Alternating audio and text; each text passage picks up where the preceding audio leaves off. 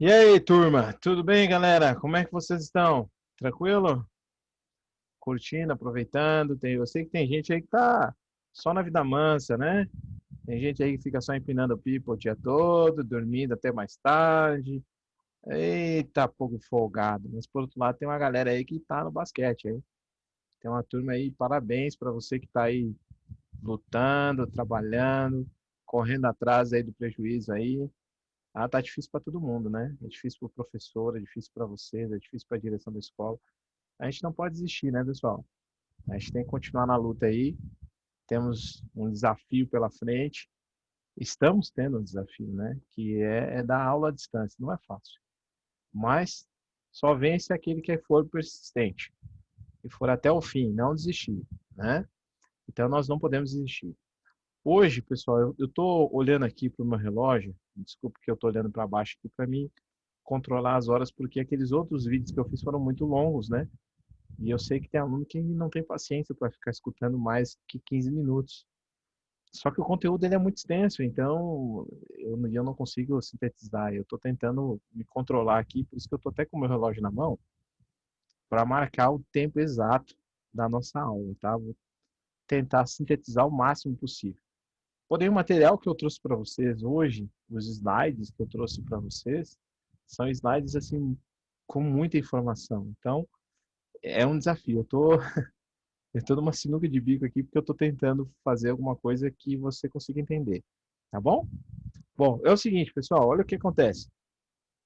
Na aula de hoje, eu gostaria de dar sequência à última aula que nós falamos sobre a Segunda Guerra Mundial. Na Segunda Guerra Mundial, nós vimos que os vitoriosos, que foram os países aliados aos Estados Unidos da América, aliados à Rússia, aliados à Inglaterra e aliados à França.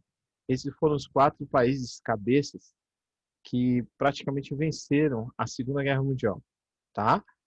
E aí o que acontece? Na aula de hoje nós vamos ver as consequências dessa atitude, dessa grande guerra que envolveu praticamente o mundo todo. Então, eu vou compartilhar minha tela aqui com vocês do material que eu trouxe para vocês, e aí eu vou pedir mais uma vez um favor para você, para que você pegue o seu caderno, tá? Anote essas informações, ok? E depois, pessoal, o que acontece? Eu vou passar os exercícios para vocês e vocês precisam me devolver isso aí lá no Classroom, tá? Lembrando que o Classroom está numa casa diferente, né? E é importante vocês terem isso anotado, bonitinho, para não perder essa nota de atividade, tá bom? Então, vamos lá, pessoal, é o seguinte. Então, como eu estava falando, esse assunto chamado Guerra Fria, ele é na verdade, ele precisa do pré-requisito da Segunda Guerra Mundial. Então, se você não entendeu o que era a Segunda Guerra Mundial, o que que foi, as consequências, quais foram a dinâmica desses países, eu preciso que você dê uma olhada nesses vídeos que estão aí embaixo, nesse canal, tá? Que eu fiz duas partes da Segunda Guerra Mundial, eu fiz em duas partes. Uma parte com os slides, outra parte eu fiz com slide dinâmico. Então, inclusive até, pessoal, pouquíssimos alunos olharam aquele slide dinâmico, tá? A maior parte olhou esses slides aqui, os slides que você tem que escrever. Dá uma olhada naquele outro slide também. É importante porque ajuda você a entender e vai servir de base agora para a Guerra Fria, aquele slide. Então, se você não viu, dá uma olhadinha, separa um tempinho, não precisa ser hoje. Pode ser outro dia que você tenha mais tempo para você olhar aquele slide, tá bom? E antes de começar a aula, eu também quero falar uma outra coisa que é o seguinte: tem um outro vídeo nesse canal aqui, que é um vídeo para você que você tem irmão pequeno, tá? Então, tem um material, tem um site chamado Liçãozinha, que nós temos ali atividades principalmente matemática, né? Para que você, até mesmo se você quiser fazer, mas são contas assim bem bobinhas, né? Então, para você, eu acho que não vai servir. Mas se você tiver irmão pequeno, tá? Já ajuda, tá? Já ajuda você pegar aquelas atividades, né, para dar uma reforçada, até pelo fato de não ter escola, mas se você quiser, ou sua mãe, ou seu responsável, quiser ter esse material, dá uma olhadinha lá, tá, pessoal? É um videozinho, então, É um videozinho bem bacana, assim, fizeram uns desenhinhos, é bem legal lá, a propaganda que eles fazem lá, tá bom? Eu botei lá para aqueles alunos que estiverem interessados, etc e tal, tá bom? Bom, é o seguinte, Guerra Fria. Porque, primeira coisa que nós temos que entender, por que o nome Guerra Fria, professor? O nome Guerra Fria se dá justamente a ela não vai sempre tem um bestão que, né, que vai falar assim, ah, professor, Guerra Fria porque não é quente, né? Sempre tem um que fala assim. Mas não, pessoal, esse nome se deve justamente pelo fato de não ter o conflito direto, um embate direto entre os dois grandes países que praticamente ganharam evidência, ficaram em evidência após a Segunda Guerra Mundial. Estados Unidos de um lado e União Soviética do outro, ou Rússia, representavam dois sistemas antagônicos que, por incrível que pareça, andaram juntos para derrubar um inimigo comum na Segunda Guerra Mundial. E esses sistemas eram sistemas capitalistas, como você pode olhar ali embaixo, e o sistema comunista, tá? Então nós temos uma definição para a Guerra Fria que eu achei ali, que foi um conflito político, ideológico e militar entre as duas grandes potências no pós-Segunda Guerra Mundial. Ok? Agora, o que nós temos que entender diante dessa situação? Tá? O contexto. Ok? Então, com o fim da Segunda Guerra Mundial, nós temos um primeiro ato, bem no finalzinho da Segunda Guerra Mundial, ataque nuclear dos Estados Unidos ao Japão. Tá? E aí você pergunta, professor, era necessário esse ataque nuclear dos Estados Unidos ao Japão? Não. Se você olhar em qualquer livro de história, eles vão dizer que não era necessário. O Japão ia se render mais cedo ou mais tarde. A Alemanha já havia perdido, a Itália já havia se rendido. Coitado do Japão não ia aguentar sozinho, mas os Estados Unidos atirou a bomba de Hiroshima e Nagasaki, justamente para mandar um recado, não somente para os japoneses, né, como uma forma de retaliação pelo ataque de Pearl Harbor, mas também para mostrar para a União Soviética que os Estados Unidos da América tinham um poderio bélico mais forte que eles. Então esse foi o recado que ele quis dar por tabelinha, tá bom? Enfraquecimento das grandes potências europeias. Por que houve enfraquecimento, professor? É óbvio, pessoal, porque você gastou dinheiro com uma guerra. Uma guerra não sai de graça. Uma guerra tem custo. E essas potências europeias, elas tiveram um custo muito alto com essa guerra. As empresas, as fábricas deixaram de produzir. Então você tem um enfraquecimento econômico por parte desses grandes centros, dessas grandes potências. Emergência, detalhe, o único país que teoricamente não sofreu tanto com essa guerra foi os Estados Unidos. Por quê, professor? Porque ele não teve um ataque territorial em seu território, com perdão da redundância, né? Não teve um ataque no seu território. Então, a produção dos Estados Unidos não sofreu tanto em relação a isso. Emergência de duas grandes potências, Estados Unidos e União Soviética, com características capitalistas e com características comunistas. Detalhe aqui é o seguinte, pessoal, eu não consigo explicar para vocês tão rápido os dois sistemas. Aí é necessário que você revise as outras aulas que nós falamos lá antes da pandemia, onde eu expliquei para vocês como funcionava o sistema capitalista e eu expliquei para vocês como funcionava o sistema socialista. Aí você pergunta assim, professor, mas eu não sei. Bom, tem um vídeo aqui no meu canal que fala sobre a Revolução Russa. Você já viu esse vídeo?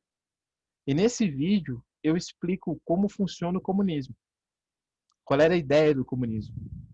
Que é em cima das ideias de Karl Marx. Então você pode olhar nesse vídeo que tem aqui embaixo, tá? Dá uma olhadinha ali quando você tiver tempo, com calma, não agora. Você veja como é que funciona, tá bom? Eu explico detalhado como aconteceu lá na Rússia, etc e tal. Inclusive eu fiz um esquema com as ideias de Marx, é bem legal lá, dá para olhar lá, tá bom?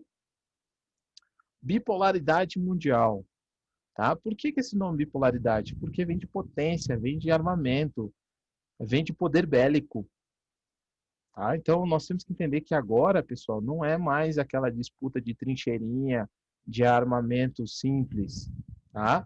Agora você tem armamentos pesados. E aí nós temos ali uma disputa pela hegemonia mundial. Como assim? Você tem agora aqui uma grande um grande ponto de interrogação, porque na verdade o mundo agora, no final da Segunda Guerra Mundial, ficou com essa dúvida: qual o melhor sistema para reconstruir o mundo? Se é o sistema capitalista ou se é o sistema comunista? Qual o melhor sistema para reconstruir o mundo? Principalmente a Europa. Tá? Então você tem essas duas ideologias tentando se justificar, tentando se mostrar para o mundo como a solução para esse grande impasse que ficou com o final da Segunda Guerra Mundial. E é por isso que começa, então, a Guerra Fria. E aqui nós temos as características gerais do capitalismo dos Estados Unidos e da União Soviética. Então, no sistema capitalista, você tem a valorização da riqueza material, você tem o individualismo, você tem o consumismo, você tem uma ideia de democracia e você tem uma ideia de livre concorrência. No comunismo, você tem a ideia de bem-estar social, a felicidade humana, você tem a ideia de igualdade, você tem a ideia de simplicidade, você não precisa de luxo, porque se você não precisa consumir, você pode viver de maneira simples, sem ter aquela ideia de estar sempre consumindo, consumindo, consumindo. Você tem a ideia do coletivismo, ou seja, eu vou trabalhar para todos, eu não vou trabalhar só para mim, eu vou trabalhar para todo mundo, eu vou produzir para todo mundo, automaticamente eu vou criar essa igualdade, porque não vai ter diferença entre classes, que dentro do sistema capitalista tem. Então, por exemplo, existem classes que nós valorizamos mais que outras. Por quê? Porque aquela profissão é mais importante que a minha? Se tirar a minha profissão e deixar só a profissão daquele outro que é mais importante, o sistema vai continuar ou vai quebrar? Você está entendendo? Então, são essas ideias que o comunismo ele criticava no sistema capitalista. A ideia de estatização, o que seria estatização, professor? Seria todas as empresas privadas, todas as empresas particulares passarem a ser propriedades do Estado. É isso que nós chamamos de estatização, ou uma outra palavra também que é falada, de nacionalização, ou nacionalismo. Economia planificada, o que seria? Uma economia onde você não tem a ideia de inflação, tá? Tudo é controlado, tudo é planificado de acordo com os interesses do Estado. Ok? Bom, seguindo então, nós temos então a partir daí um mundo bipolar, como nós mencionamos para vocês aqui, você pode observar um mapa que foi feito e depois nós vamos entrar aqui nos detalhes desse mapa, que são os planos que são colocados pelos países desse mundo bipolar. Tá? Conferência de alta.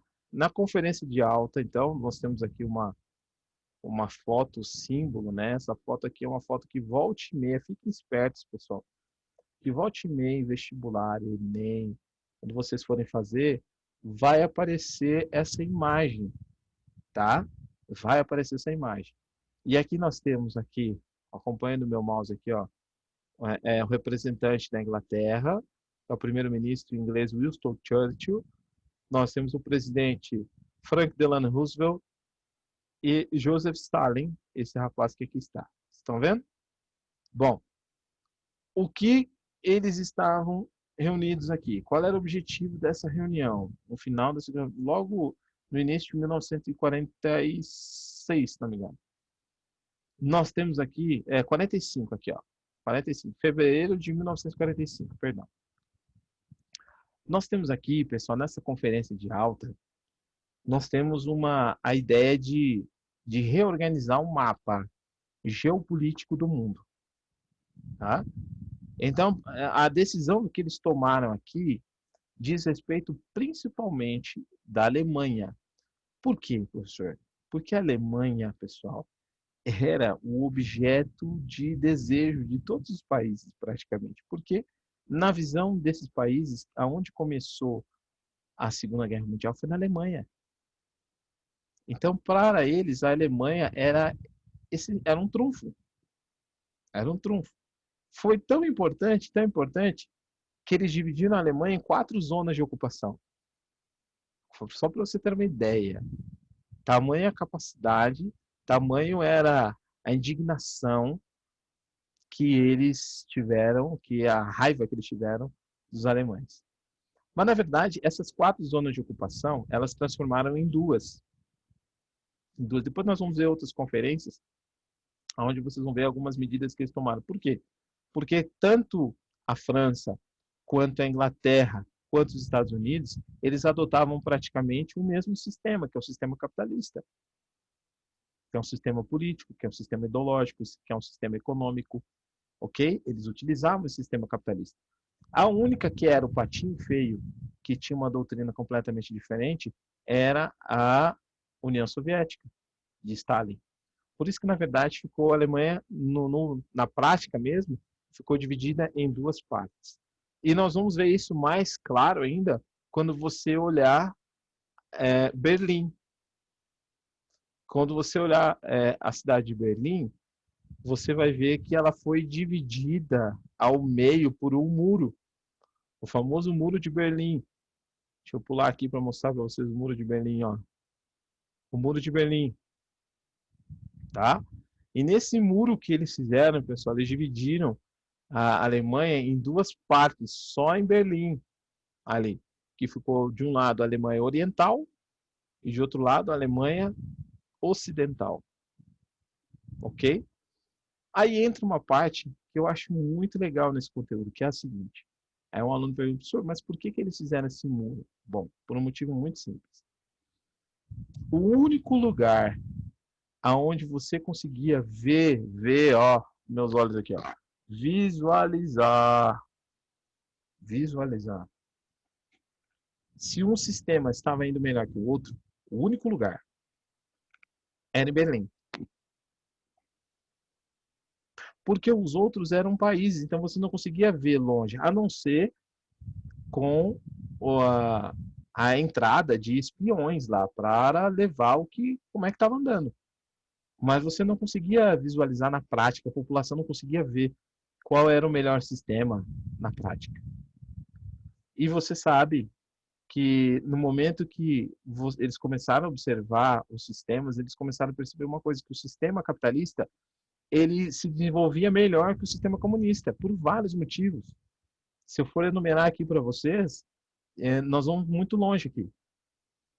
Mas o sistema capitalista, ele praticamente estava se desenvolvendo mais, por quê? Por causa da tecnologia, né? Por causa da competitividade, fazer com que houvesse uma maior produção. E no lado comunista, o comodismo do sistema fez com que algumas pessoas então migrassem para a Alemanha Ocidental, para Berlim Ocidental, antes do muro. E no momento que as pessoas começaram a migrar para o outro lado, o sistema comunista começou a enfraquecer, porque não tinha pessoas para implantar o sistema. O que aconteceu? Consequência, começou a dar problema. E aí o que eles pensaram? Não, nós temos que inibir a ida de pessoas para o outro lado. E o que eles fizeram? Construíram um muro. Construíram um muro para a pessoa não passar para o outro lado. Ok? E esse muro que foi construído no ano de 1961, você pode ver uma foto aqui dessa construção, soldados russos ali controlando para que as pessoas não passassem para o outro lado. A ideia era justamente isso, inibir a passagem de pessoas para o outro lado. E é aí que nós temos o início da divisão de muitas famílias, de famílias que faziam aquele churrasco de domingo, já não se encontram mais. Ao longo de muito tempo, de 1961 até 1989, que foi a queda do Muro de Berlim, você tem essa divisão populacional na capital da Alemanha, mas isso só em Berlim, tá? Depois nós temos a criação do muro, né? O muro de ferro, a cortina de ferro, perdão, que o Winston Churchill fala numa dessas conferências, ok? Bom, outra coisa que eu queria falar para vocês, que nós temos também uma outra conferência que foi feita no ano de 1945, a famosa Conferência de São Francisco, tá?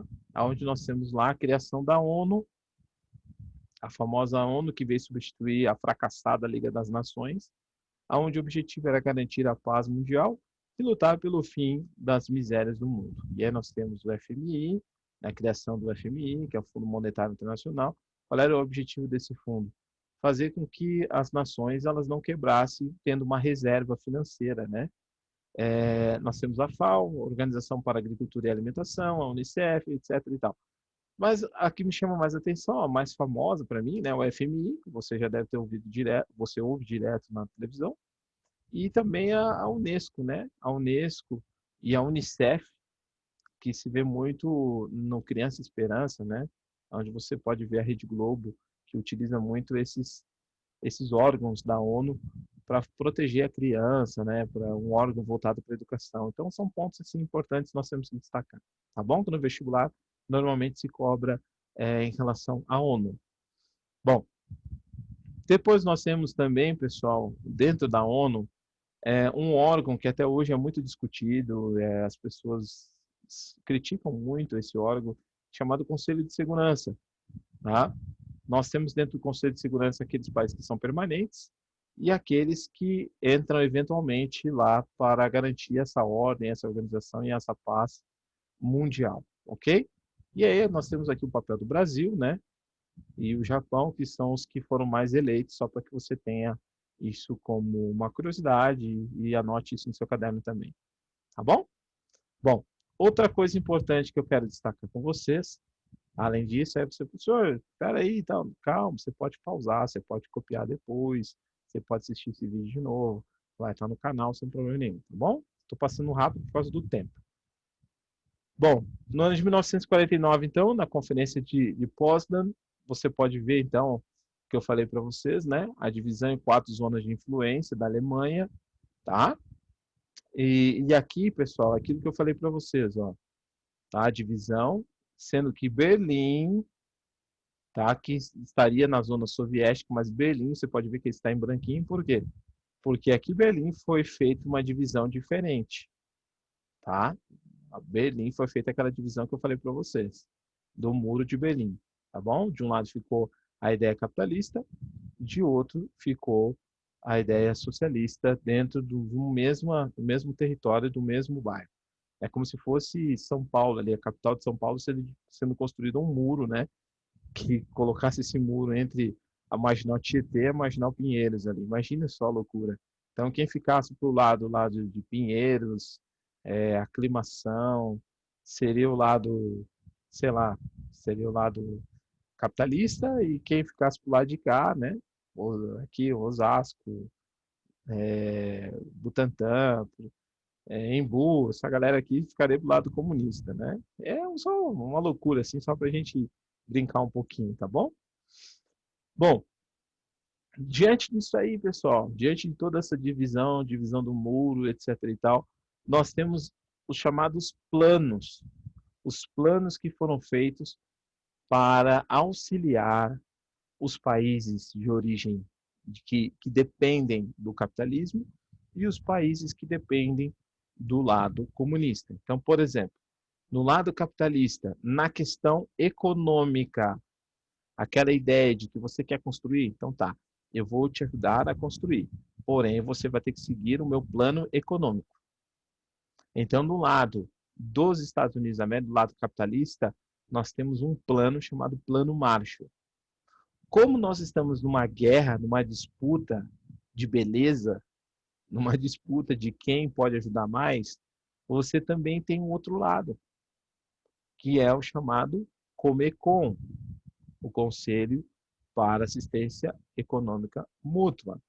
É a versão soviética. Então, você precisa de tijolo, precisa de cimento, o que você precisa? Nós vamos te ajudar de acordo com as ideias econômicas. Aí você pode perguntar, professor, mas e aí, professor, como é que funciona essa questão de empréstimo de dinheiro, essas coisas aí, no lado comunista? No lado comunista não tem essa, é ajuda, eu estou te ajudando para que você reconstrua o teu país, sem problema nenhum.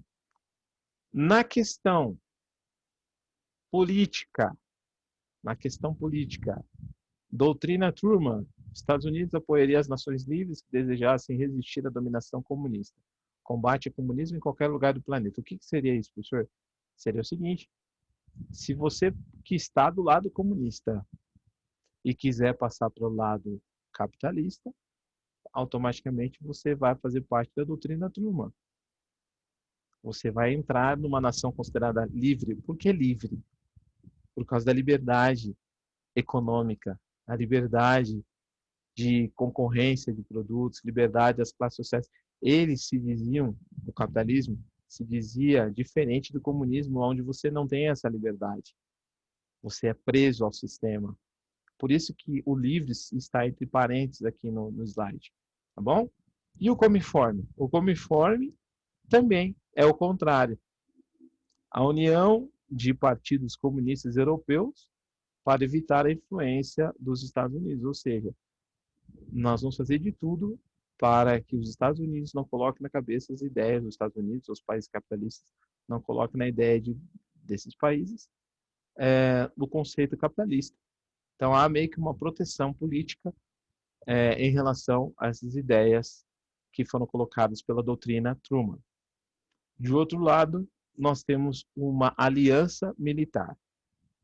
E essa aliança militar, e é aqui que nós temos até meio que um problema que poderia acontecer uma terceira guerra mundial a partir daqui. O que seria? Uma aliança aonde os Estados Unidos ele vai dar todo o suporte para o suporte que eu digo, suporte militar. Suporte militar. Então, se você precisar de soldados, se você precisar de um reforço de armamento, então tudo que você necessitar em relação ao aspecto militar, nós vamos te ajudar. A União Soviética faz a mesma coisa, só que é chamada de Pacto de Varsóvia. Então, do lado capitalista, a OTAN, Organização do Tratado do Atlântico Norte, do lado comunista, o Pacto de Varsóvia.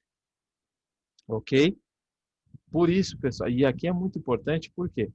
Porque você vai ver alguns eventos que vão acontecendo ao longo desse período de Guerra Fria, aonde você vai ver a influência dos Estados Unidos lá, você vai ver a influência da União Soviética em determinadas regiões, tá? Por exemplo, na Coreia, você vai ver no Japão, você vai ver em vários, no Vietnã, você vai ver na Indochina, você vai ver em vários lugares a influência desses camaradas nesses lugares aí, ok?